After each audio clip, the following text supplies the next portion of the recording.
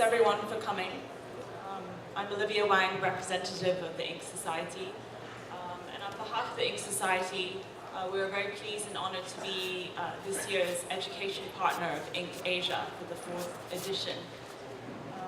And we're extremely honored to have with us in this afternoon session Dr. Roslyn, Associate Professor at the University of Hong Kong.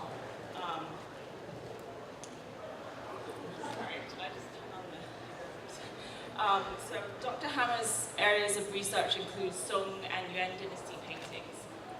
So in this afternoon session, she will be speaking about Yuan dynasty artist Wang Meng and his particular reception during the Republican era, in particular in regards to Binhong. So without further ado, I'll welcome Dr. Roslyn. Thank you.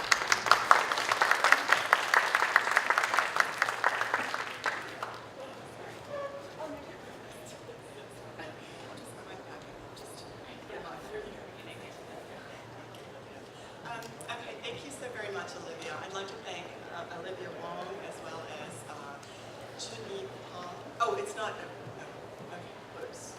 I thought this arranged. And it's not. Is it now? It's okay.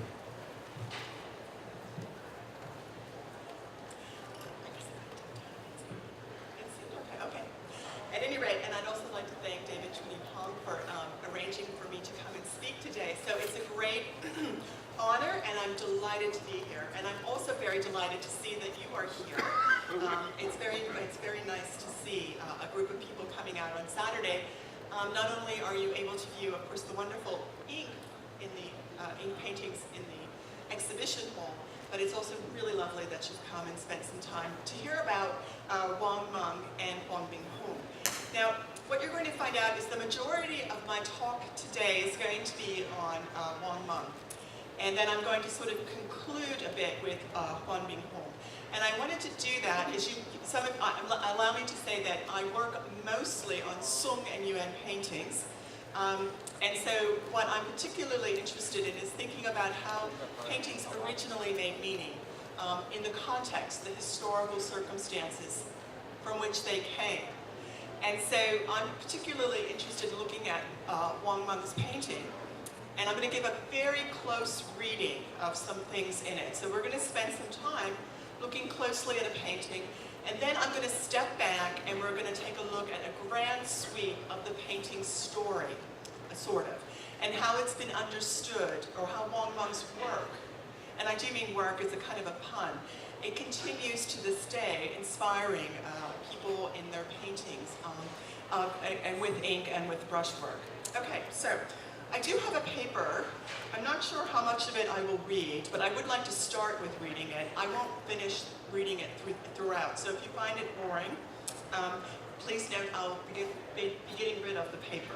All right, so historians of art have long discussed the ideas of eremitism, and that means sort of reclusion, leaving society, as guiding principles that inspire many forms of landscape painting, from the monumental hanging scroll to the scenes in the humbler fans and album leaves. Historical figures and cultural heroes saw a retreat into nature as a place of freedom, where one could regain integrity and dignity, a space for independent self-expression. For example, Tao Yuanming, also known as Tao Qian, a 4th to 5th century CE minor official who was also a great poet, famously left his government position with its stable salary to pursue working the land, planting beans, and growing glutinous rice for home-brewed wine. Art historians have discussed the appeal of Tao Yuanming and the depiction of his renowned poem, Come Again Home, or Gui Chu Lai, in the Song era. Okay. In this 12th century hand scroll, Tao Yuanming is revered as a man of great character who, with defiant self-respect, would not sell himself out to hunger. This hand scroll, associated with the style of Li Gonglin, a Song painter, interprets the poem with imagery inspired by the narration-like order of the poem. And you can see a little bit of the poem. A little bit of the poem sticking out there, but you can see across. That's just a general idea about the length of this poem. Okay. The scenes are inserted within the lines of the poem. In the scroll, Tao is represented squatting in the fields, removed from official obligations, freely tending to his crops with his most important possession, his liberated self. The iconography of the scroll, as art historians have argued, displays interpretations and interpolations that are informed by the concerns of the shur, a term that in the Song era may be understood as the intellectuals, including scholars, officials, and the educated elite.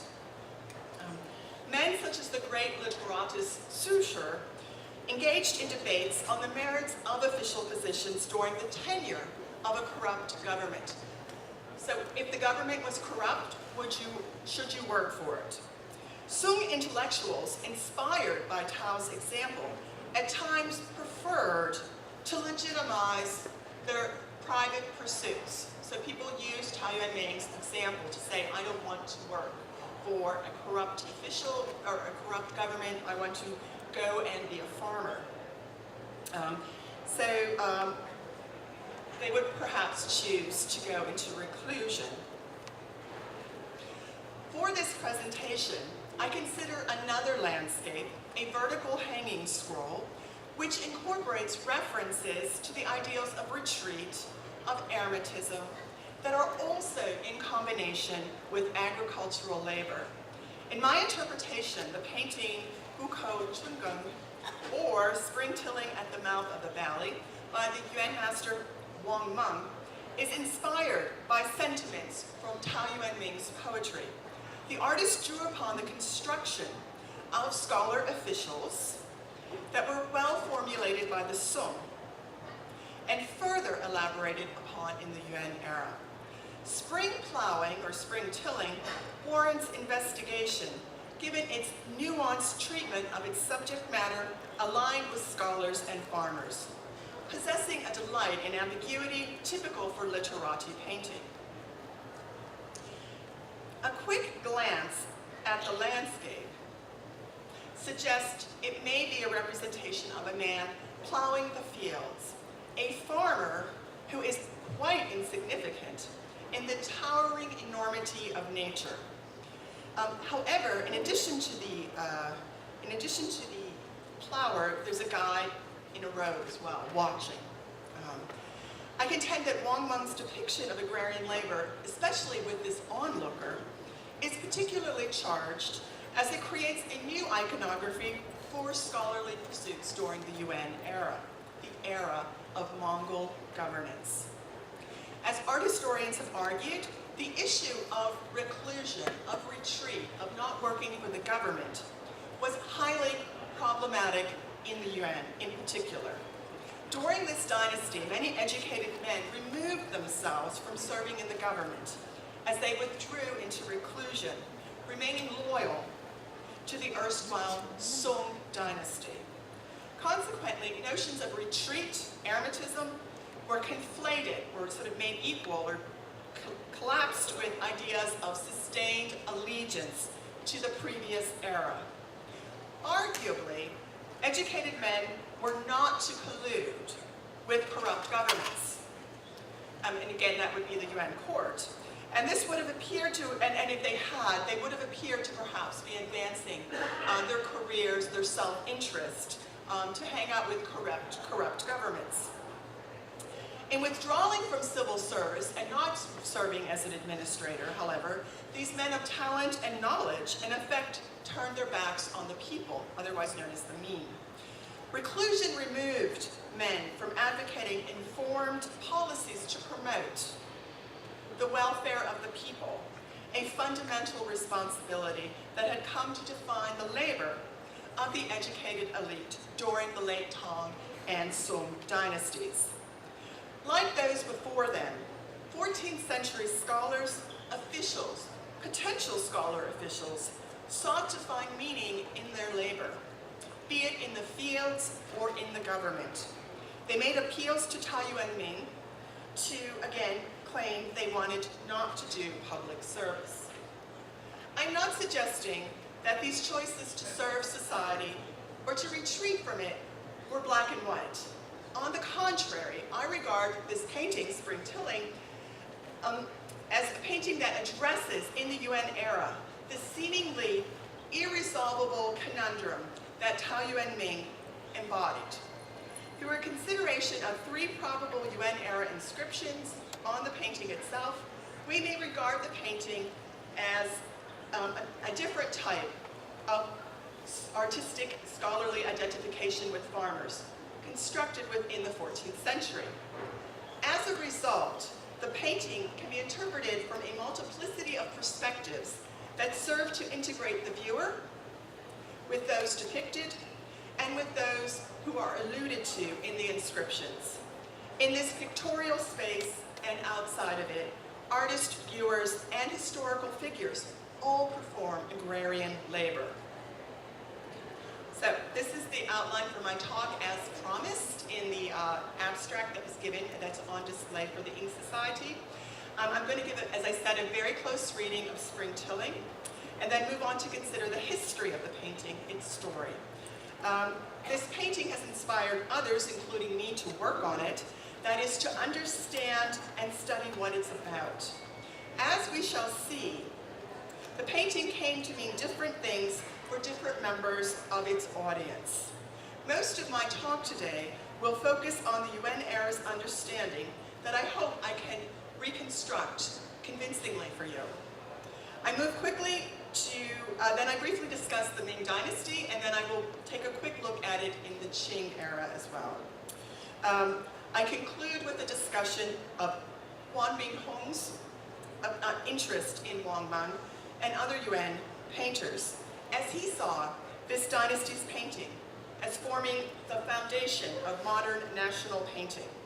I hope to establish the significance of this painting to see how it continues to perform labor with its brushwork that was symbolically employed in the Republican era.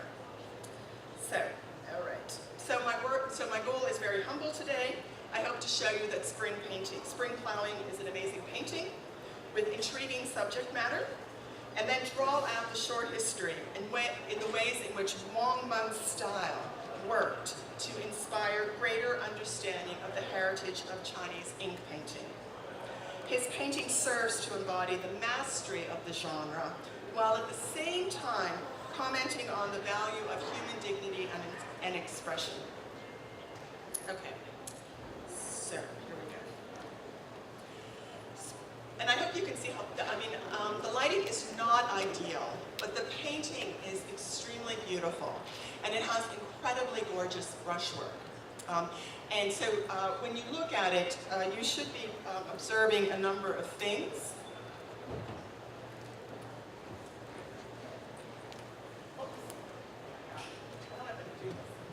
This might require too much coordination for me. Actually, let me put this down, sorry. Okay, so when you look at the painting, you should start at the bottom, which many of us may know, and I hope this isn't as blurry for you as it is for me. So you start here and you sort of walk into the painting and you meet these marvelous trees that are grouped together, and you can tell that the trees are enduring a rather difficult situation. It's a dry area because the roots are pulling out of the soil. Yet nonetheless, they manage to maintain their upright position, which is always a good thing in a tree. Those are very noble trees. And then we come across this and we meet this person here. Now, I realize this is very difficult to see, but this is a person who has their hair in two buns, and in fact is holding a vessel for wine. And we know this from other paintings. And there's this lovely, nice thatched hut sort of retreat that's very inviting. In fact, you probably want to enter in and stretch out on that bed there. Hopefully the talk won't be so boring that you'll think about doing that right now. But at any rate, there is a lovely bed. And you can see you can also go across the river. Now, on one hand, you're invited in, but on the other hand, the painting in its verticality pushes you out of the painting. So you try to go in, and you can go in, but then Wang Meng's brushwork pushes you back out. So it's really quite an interesting way to view a vertical hanging scroll of this size.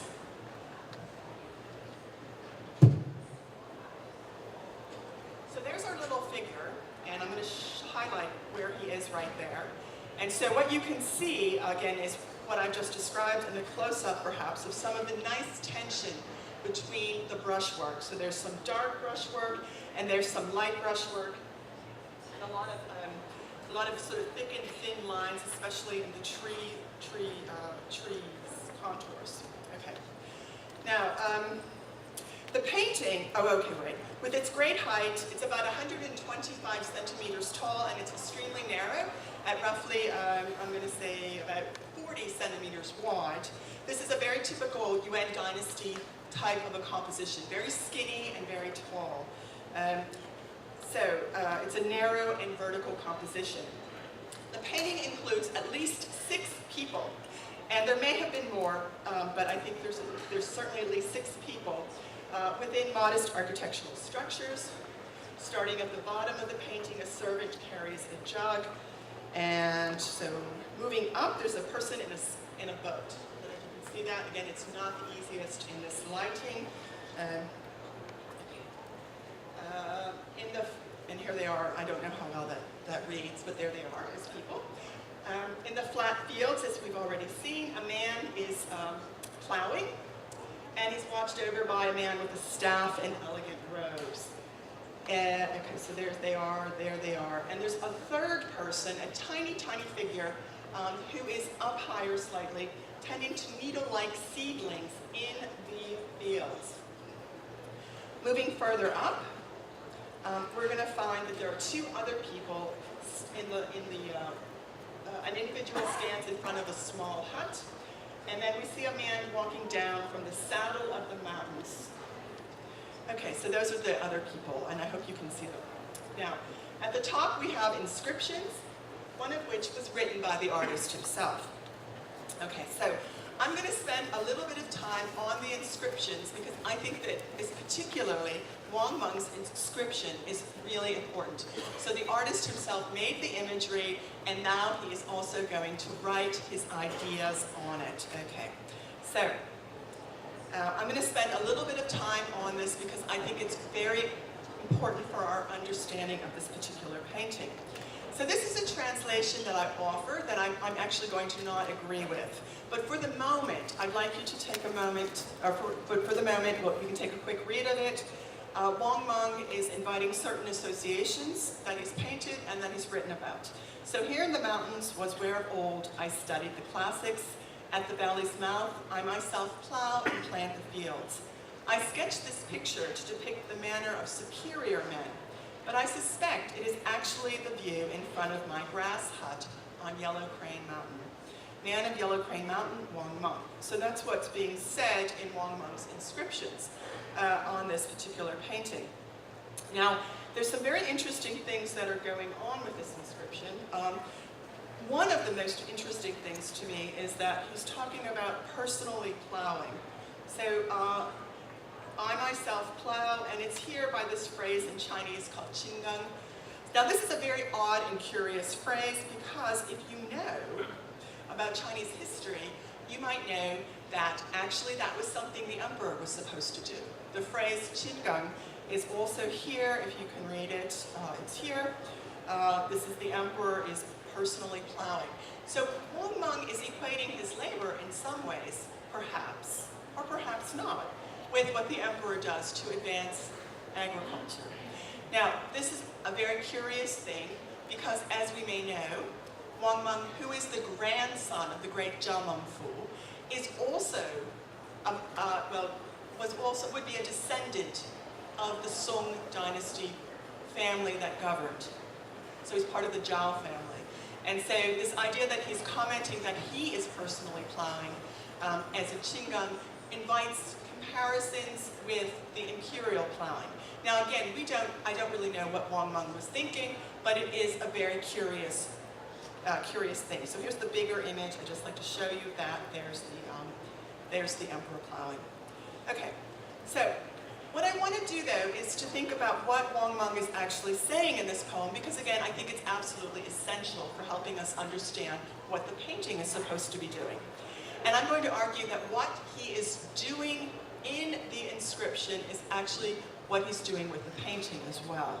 So, we have this rather awkward phrase, I sketched the picture to depict the manner of superior men. And it's kind of a problem because it doesn't quite seem to fit. And in fact, I'm going to disagree with it, and I think it should be something that actually, I sketched this painting to depict your appearance. That seems a little more likely, in my opinion, even though all of this seems to be about Wang Meng, I did this, I did that.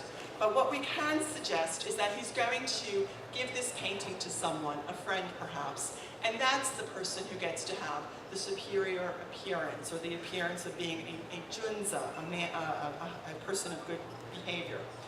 And so we see this sort of blending of perhaps personalities, because in some ways the superior man could be referring to himself, it could be referring to who the recipient is.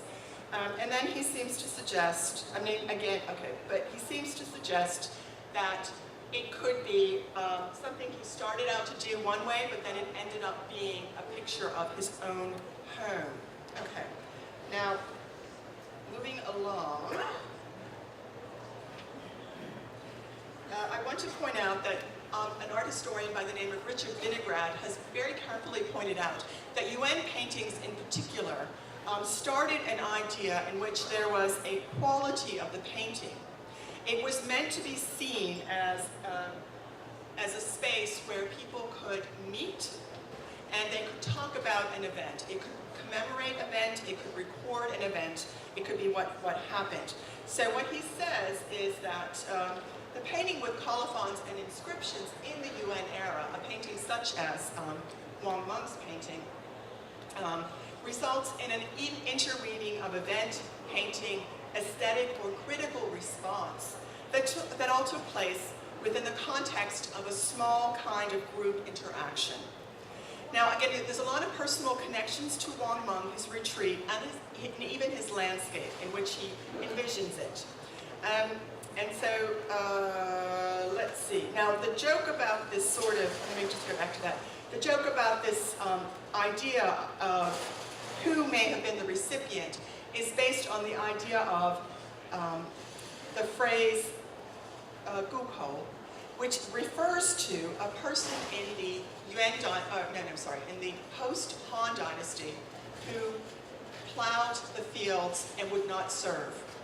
So his name was Zheng, and so that has made the National Palace People Museum, of the curators of the National Palace Museum, think that this particular person, Zheng Wei-han, he was the person who may have been the person to whom the painting was for.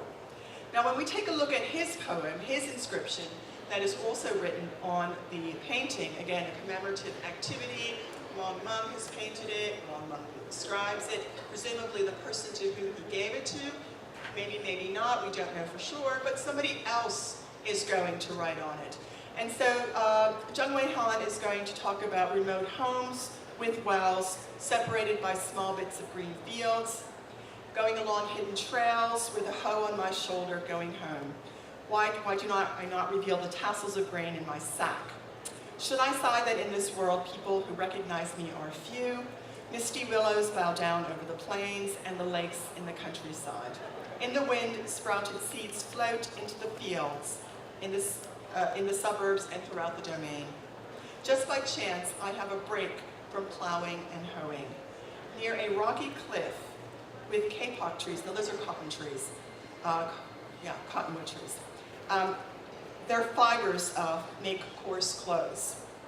So what Zheng Wei-han is emphasizing, that he too is someone who works the field, and he is aware of sort of the people around him who have rustic clothes, a rustic lifestyle. This is clearly somebody who is not, he's aware of his surroundings as an outsider looking in, and he's also observing rustic practices of the people around him. Okay. Now, the last inscription is also by a Yuan painter that I'm talking about for right now. Entering this painting, my eyes are filled with the scenery of Jingxi. A few thatched huts next to the deep green parasol trees. I physically plow, tilling fields of millet that are 2 qings in size. Sitting on a rock while looking at the mountain, wine is drawn. Okay, so from this inscription, we have a little bit more information about some things that are also associated, of course, with plowing, personally plowing. Now, in all of these 3 inscriptions, everybody is busy working. It's kind of curious. And they're busy plowing. But the reference here to a field 2 qings in size may remind you, or perhaps those of us who are familiar, with the story about Taoyuan Meng. Okay, so in roughly the late 6th century, Shan Yue wrote the Song Shu, and this is not the Song Dynasty Song, but this is a Liu Song, which is a different time period, an earlier time period, and the family, they were called Liu, so that's the Liu Song period.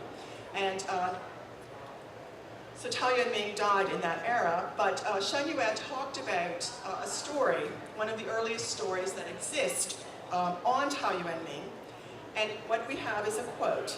Tao once said to relatives and friends, "I just wish to sing and play the zither to support my 3-path, which means reclusive existence. Is this possible?" Someone in charge heard of this and made him the magistrate of Hangzhou. And once in office, Tao asked his clerk to plant all of the government-owned fields with shu, the term's wrong, shu, that is millet, stating, "This will allow me to have sufficient wine to be drunk all the time. And that is all I want." His wife and sons pleaded with him to plant jing, a type of rice, a non-glutinous type of rice. Consequently, he had 2 qing and 50 mu of land planted with the alcoholic beverage grain, and he only had 50 mu planted with jing, which is the food for the table, for the family's table. And so that's one, so there's, in a jing, there are 100 mo.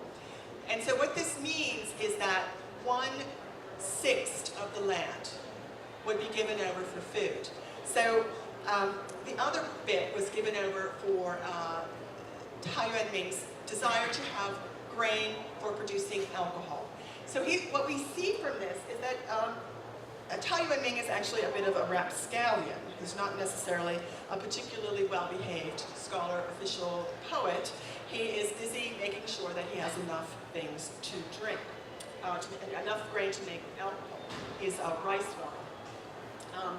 But the curious problem with that, for me at least, is that it goes back to Wang Meng's poem, and where you have an innocent thing saying that I plant millet, but actually what Wang Meng is saying is that he's planting the kind of grain that Taoyuan Ming was planting when he wanted to get drunk.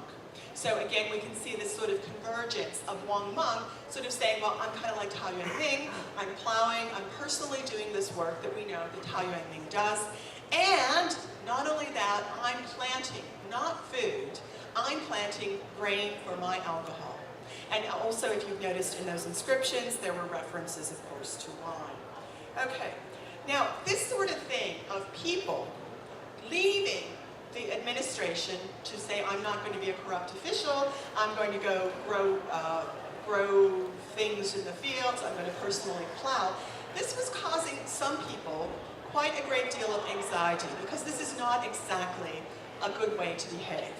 And one of the people who would actually be rather upset about it was a scholar called Da Yaoyuan.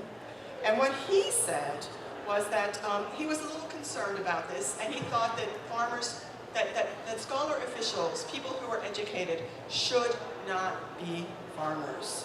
And he thinks that it just was not an appropriate thing to do.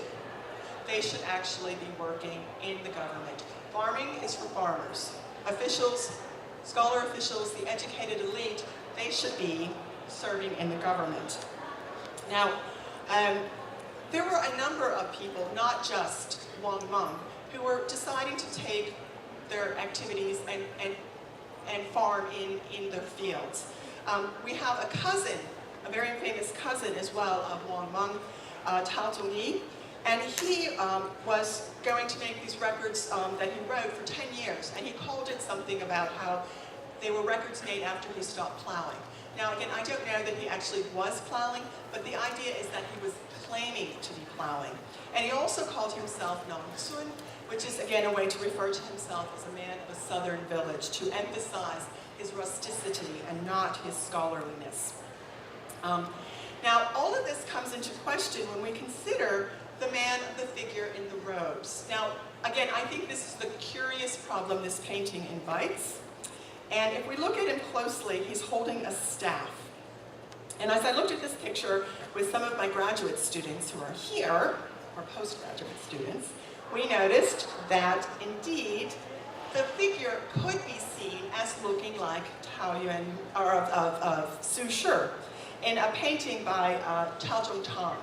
Okay, so this is a very famous painting that is now presently in the United States, and it's a poem on the Red Cliff. So Su Shi wrote poems on the Red Cliff. He wrote more than one, and after Su Shi had passed on, his nephew, Chao Zhongtang, made paintings.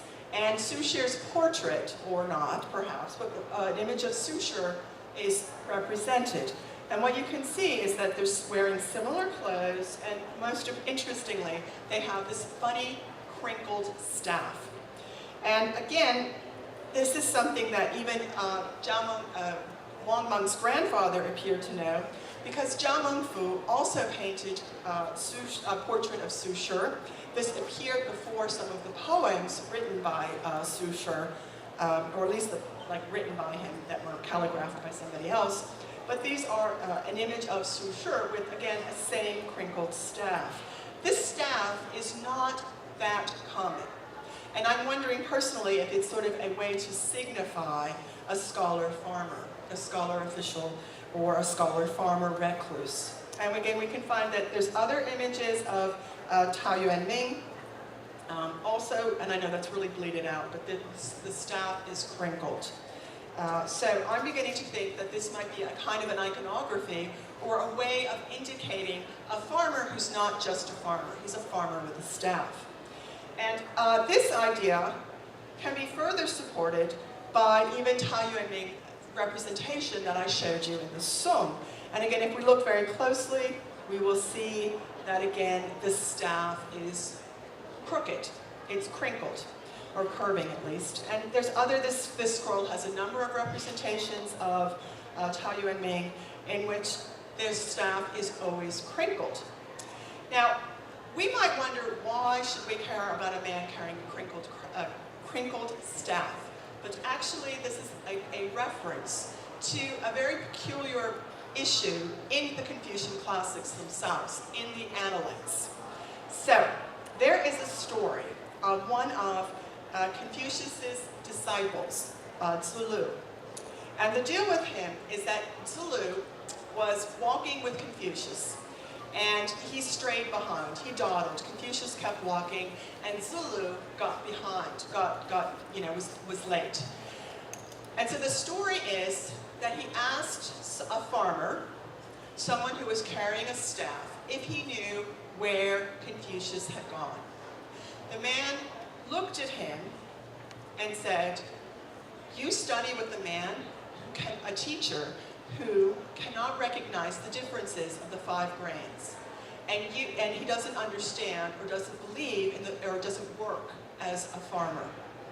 And so this was very shocking to Zulu, but the way that this person said it, this man with a staff who was a farmer, he said it in a very sort of classical prose, very chaste classical Chinese, and it was very erudite, very educational, very educated, sort of like giving an Oxford English answer out in the countryside, in the fields. So Zulu was really surprised, but he continued to remain respectful and kept his hands in place. And so then the farmer turned away from him, put his staff down, and started to tend to his fields. Eventually, he decided, the farmer did, or the recluse, he decided to invite Zulu home. Zulu got millet, he got chicken, he got to stay the night, he got to meet his sons.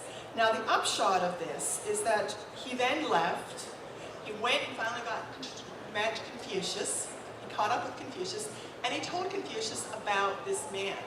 And Confucius said, that man is not just a farmer, he is a recluse scholar. You should go back. Now again, we don't know why Zulu should go back, we don't know what he was going to say, but Zulu does come back, and he does not find the farmer. The farmer has moved on. Okay, the farmer's not there. And Zulu is thinking, and he then comes up with the observation that it's not really appropriate for people who have talent, who are educated, to just hang out. Okay? If you know the rules of how to behave in society, like this man did, he should be willing to serve the emperor. He understood that Zulu was respectful, so he got to eat, he got to stay, he got to meet his sons. All of this behavior that was given was very appropriate and good, but yet this man would not work for the government, would not work as an official, and he thought that that was really not appropriate. Now this is something that Meng himself would talk about in his own poems. So there are two poems that Meng wrote. There are two poems that he wrote, and the interesting thing is that scholars have argued that Meng is not particularly happy with the lessons of Confucius. He interrogates the lessons and even challenges them. And so he wrote two poems in praise of ancient farmers. And in the poems, this is particularly useful because there's a reference, as you can see in the last three lines. How about a man who, this is why the old man with the staff was content to never return to the world. So this is Meng making an argument for why one should enjoy being a farmer. Meng responded to the challenge of Zulu and his morality and said, okay, the farmer with the staff, he was an educated man who continued to farm. I want to be like him because my work is actually not worthless. Being a farmer is not worthless. Okay?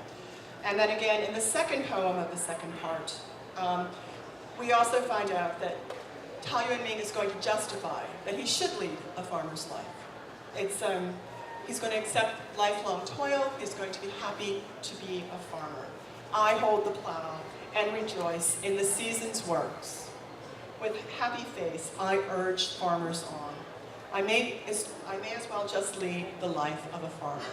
So this could be part of the appeal of Meng and his response to the question of Zulu. Why should you remove yourself and not work in the administration? Why should you allow yourself the luxury of actually farming? Okay, but Meng is happy to be a farmer. And therefore, I'm going to say Wang is also happy to be a farmer. So the scholar, it's not entirely clear who he is. However,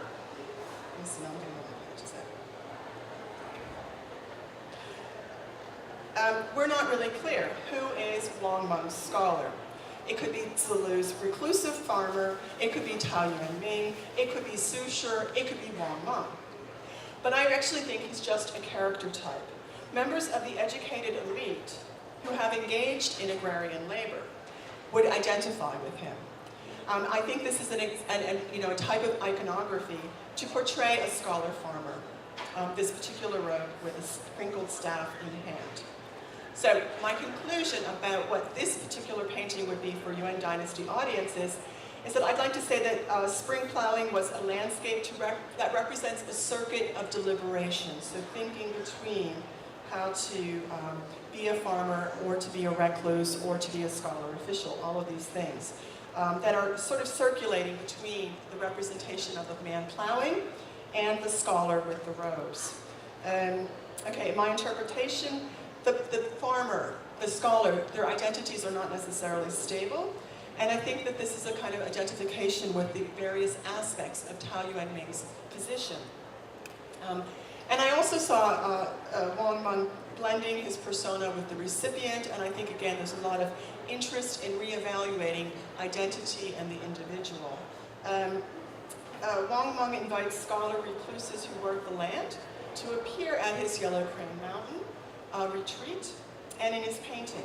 They're incorporated within various roles as enacting Tao's farmer and scholarly personas to justify in part their retreat from society's obligations.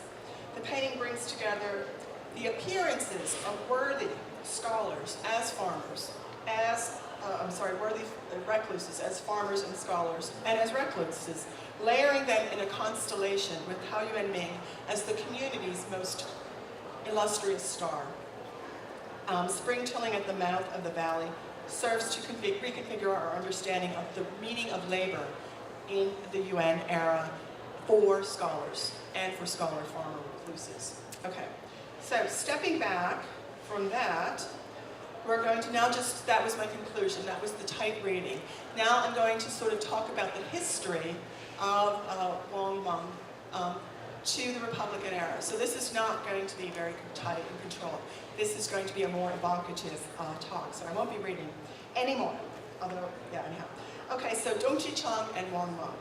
Okay, so Dong Qichang himself would also write not on the painting, but on the mounting. Now, Dong Qichang, of course, is a very famous Ming Dynasty art critic, and he's going to be someone who's going to promote the idea of the great masters of the Yuan. And so what we can see from 2 to 3, depending on how you want to count them, inscriptions on the painting on the mounting of the painting, we can see that Dong Qichang is going to give an explanation for how he got the painting, and he's going to write that up. And he's going to say that Wang Meng's painting style is very similar to Dong Yuan's work.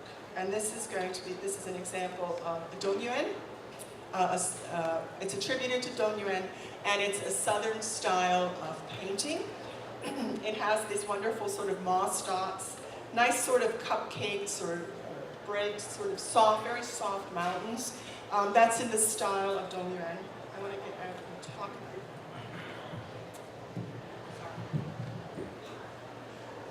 okay, so the formal qualities that I think we can see between Dong Yuan, what encouraged Dong Qichang to say this, we've got these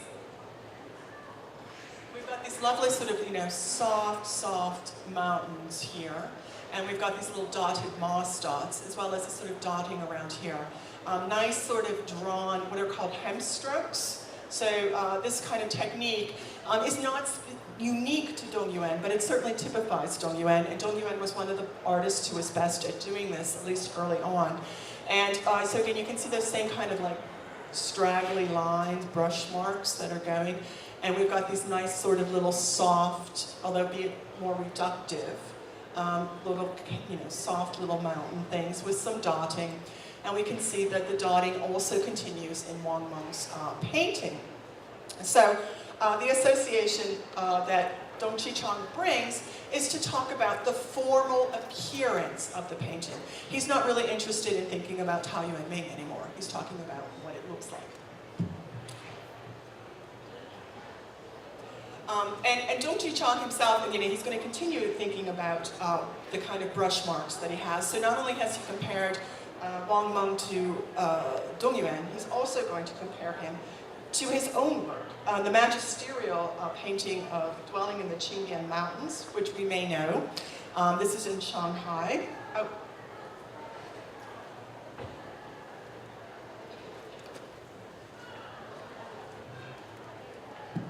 Okay, great. I'll try to turn it off. Oops, son of a gun.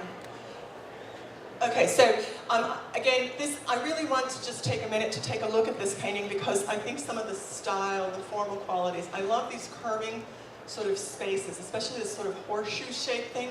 And again, this is an extraordinary painting that is also very typical for Yuan style painting. you can get into it for Wang Meng's style. You can get to it and you can sort of move around, but you keep getting pushed back. You can only go so far, and then the brushwork on the surface pushes you back out, but you get to travel up through these lines that he creates. And again, it's just an extraordinary painting. Probably Wang Meng's most famous painting.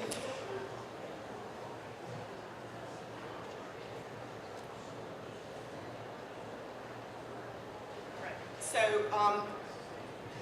that's what Dong Qichang had to say. There's another inscription on the painting, and it's probably somebody Meng as well. And I'm not going to read this so much because I want to get moving on. But this is also about the formal appearance of the way the painting looks. Okay, so this is a discussion about how it appears to be like Dongyuan, how there's ink that looks like certain kinds of, whatever. Okay, so, all right. Qianlong is going to also, this is the final inscription on the painting, Qianlong is going to talk about it. He's going to return back to Taoyuan Ming. I'm not going to really focus on this too much, just to say that, again, there was a return to the meaning of the painting. Now, I believe there is a typing mistake in this. I'm terribly sorry. The yen is wrong. At any rate, I'm going to say that painting has had Chinese painting has had a very early tradition of talking about the paintings in terms of its formal appearances. So you can see that there's two styles of brushstroke. As early as the 9th century, that was understood to be the case. However, what's going to happen is that style is going to become hugely personalized and art historicized. By that I mean, we have Wang Meng's style being used as a sort of a motif in and of itself. The subject of Wang Meng's painting style becomes the subject of a painting by Dong Qichang. And you can see that he's very interested in formal qualities of Wang Meng's painting. And let's just go to the detail. And again, I like this because it's got that horseshoey thing going on here that I associate with people working in the style of Wang Meng. And you can see what Dong Qichang is looking at. Now, this is a shift away from, again, the meaning of the painting as an event that commemorates an identification with Taoyuan Ming, and what we're seeing is just the forms, the style of Wang Meng is of interest to Dong Qichang. Now this will continue, this fascination with the style and sort of making improvisations. Now the joy about this sort of thing is that in the Qing era, it got really kind of crazy. Many of the court painters all decided to work in the style of the Yuan painting masters. And it was just many paintings that were making improvisations on Wang Meng, Huang Gongwang, Wu Zhan, some Nizan as well, sorry. So they were taking these painters that were sort of becoming established as the canon, and they were taking just their styles and deciding, we don't care what they're painting exactly, we're just going to paint how they painted. So this is, again, extracting the formal qualities and making that the subject of the work of art. Now, I just brought one example, an improvisation on Wang Meng's dwelling. But there are, if you Google this, and if you look at any museum catalog, or there's just a tremendous number of Qing-era painters who are reworking. They're not copying. Again, they're being very creative, and the fun for them is for you to try to play a game and see if you can see who they were inspired by. So if you can read that it's, in this case, that it is, the inscription on there tells you that it's Wang Meng's style.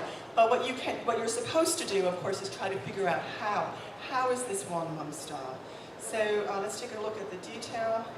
And again, this is quite lovely. It's very dynamic. I think Wang Meng's brushstroke can be dynamic, but that seems to be something that Wang Yanqi is really interested in pursuing. Okay, now, this is just but one example of many in which the Yuan master's style became the subject with which to work formally. Finally, we're going to get, believe it or not, to the Republican era. There's just some important dates, just so we all know, because these are, I think, very important and have impact on the reception of Chinese national painting. So I'm going to say that Huang Binhong regarded Wang as a foundation for modern national painting. Okay. Now there's going to be a debate that emerges in the early 20th century about how is China, now with great contact with the West, with notions of modernity, how is China going to be a nation and how is it going to be a modern nation, especially with the overthrow of the Qing dynasty. Now, Xu Beihong, who is a very famous artist, as we know, he gave a lecture, and I really find this quite interesting, this particular lecture, this particular talk, because he's talking about a great need for China to understand its cultural traditions. Now, the curious thing is, however, is the art that he will produce in contrast to this.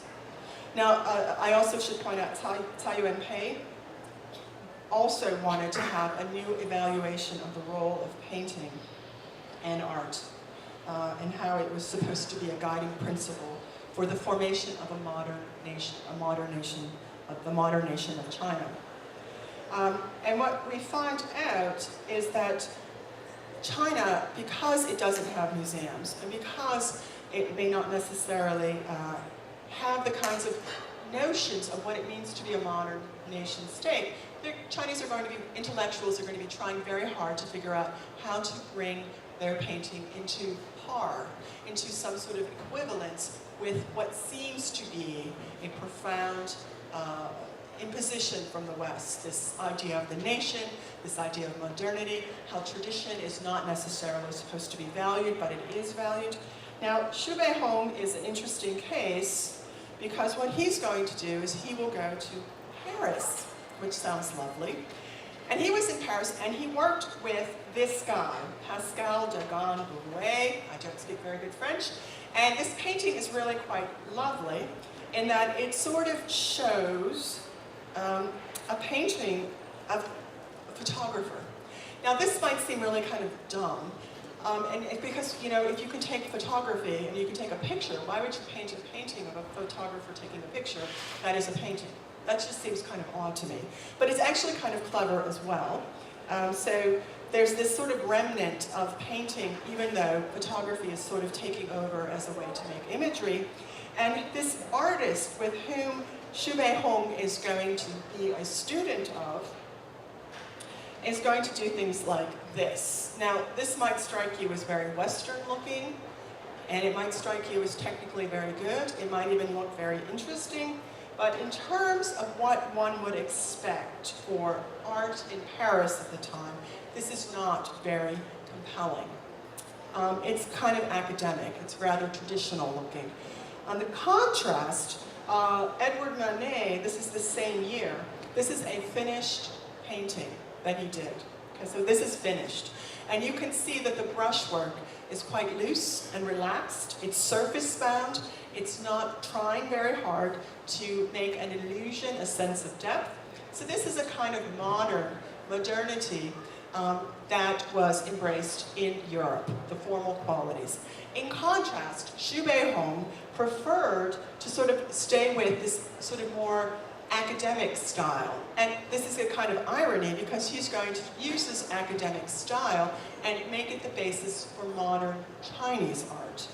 And what he will do is he's going to use oil painting and he's going to use Chinese subject matters. So what you can see, and again I think it would be very important to notice that there's hardly any lines exactly in the figures.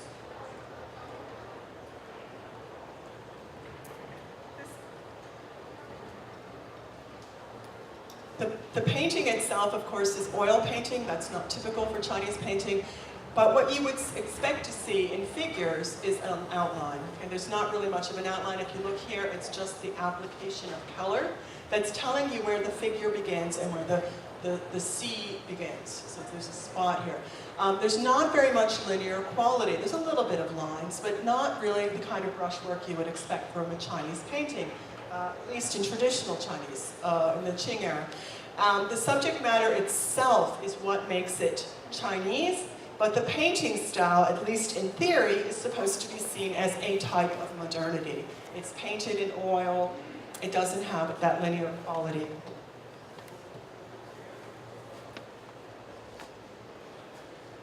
And so people were trying to figure out how are we going to be modern, how are we going to be Western, and how are we going to have modern art.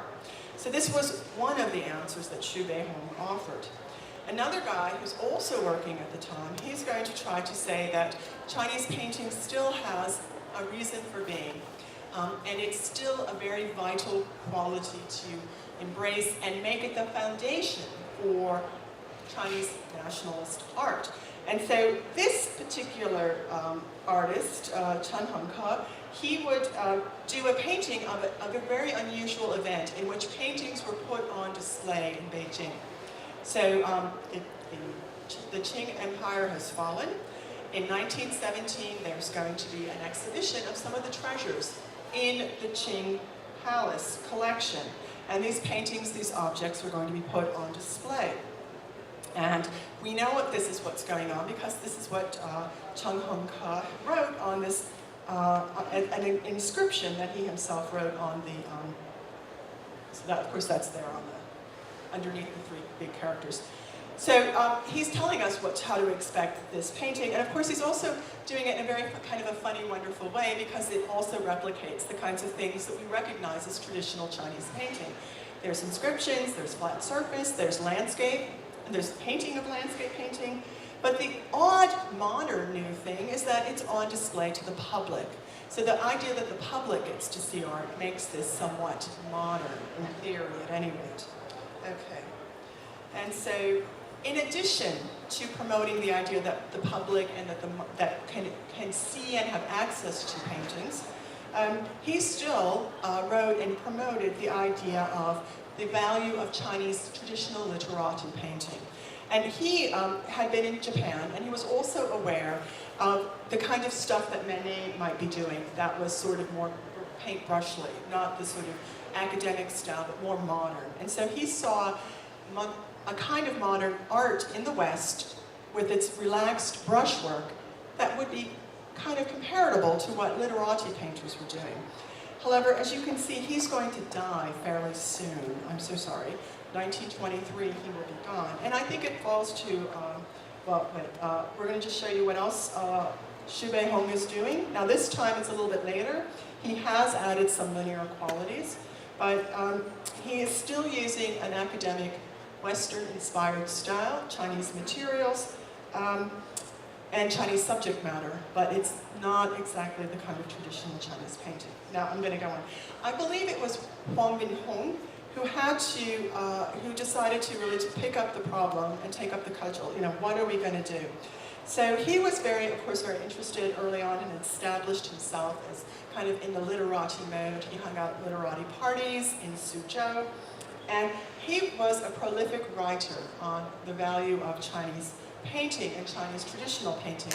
And he really felt that because of the Chinese history, that the national character, national painting, can only be seen through ink and brush. So for him, it is still about the kinds of things that the Yuan painters, including Meng, were so proficient at.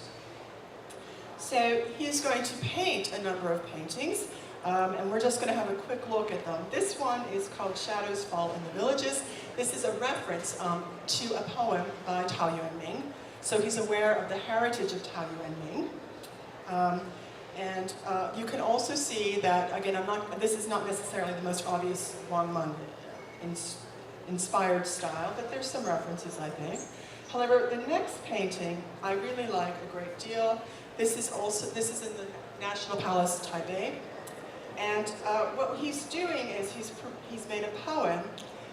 He's illustrating or inspired by a Yuan dynasty poem, and he's going to create a landscape from it. So this poem was originally written in the Yuan era. Presumably, it might have been written in the early Ming, but this poet is associated with the Yuan, according to Huang Binhong. And so he's just got this idea that he still will value the role of being a recluse. Okay? And he's going to associate this idea of reclusion with the Yuan era. And we can see, I think, this is the Qingpian Mountains, but I think we can see that there are some stylistic inspiration from Wang Meng. That's my argument at this point. And he's going to continue to develop ideas about the poetic thoughts of Yuan dynasty writers. And this is yet another painting. Now, I'm not exactly sure how you will feel about this being, it looks very Qing inspired to me. At any rate, the point would be that Huang Binhong is trying very, very hard to reclaim and position Yuan painting as the basis for national modern art, the brushwork. You wouldn't, I think that this is exactly a Qing painting, but he's going to get more wilder and bolder. And so this is a late landscape painting because the brushwork is so dark. Huang Binhong, by the end of his life, was losing his sight. So he started to get really wild and free with his brushwork. And I just remind you, this is a detail of that painting. And again, I think this is just, as I've said, there's like a funny little curve in here. That, to me, is evocative of the Qingpian Mountains. It's true, I have a great imagination.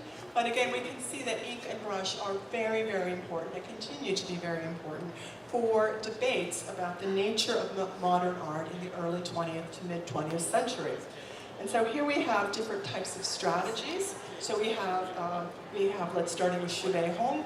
We have this use of oil painting, not very linear, lots of application of color, and you know, he's trying to make modernity through the medium and through the technique. Chen Hongke, the far, well, that one over there, sorry.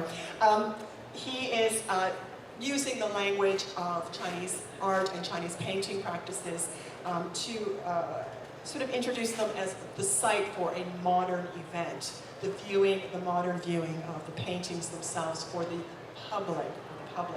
And then Huang Binhong is going to really heavily rely and form a very large amount of writing and text on the Yuan era to promote the Yuan dynasty in particular as the very suitable and misunderstood place for ink and brush. He had to argue against the Qing imperial collection of all of those paintings by Wang Yuanqi and others, Wang Jian, you know, those people who were basically repainting in the style of. His argument was that those painters did not really see and did not understand the importance of the brush mark for the Yuan era. Okay, so here we are with the comparison of these two paintings. I especially like the formal qualities, which we're supposed to.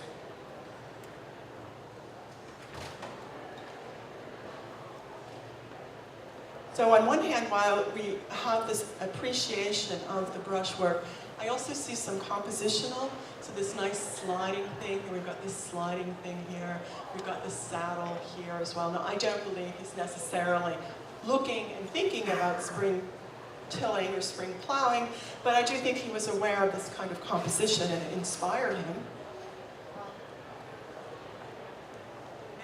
And I have no doubt that he was very much aware of Wang Meng's painting. And so, again, you can see. Now, this is just what I want to conclude on for the most part, is that this type of reinterpretation and reinvigoration of the tradition of Chinese painting, ink and brush, is something that, of course, continues to inspire us today.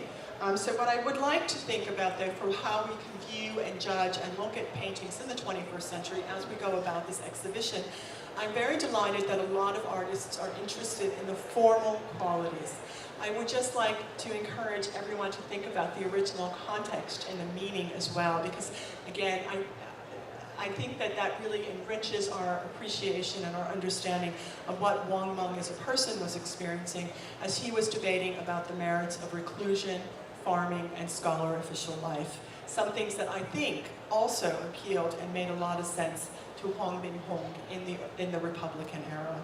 Okay, so thank you. Yay!